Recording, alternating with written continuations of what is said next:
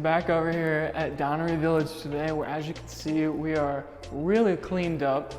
We finally got finished coat paint on the walls. Big change, very drastic difference from before, with new trim, new paint, new drywall, and a whole lot less mold. So in the upstairs office here of Donaree Village, we went ahead and took care of some of the dips and marks they had existing in the old floor. We put a self-leveler down in a couple of different areas throughout, and now they're ready for new flooring, which will be a whole lot less bumpy.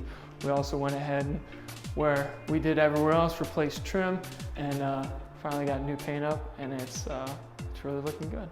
We're back over here in the apartment that you all saw previously. As you can see, we've now got our trim up in here as well as our finished coats of paint. We still have a little bit more work to do with finishing up the electric as well as some flooring, but after that, this will be good to go and ready to rent.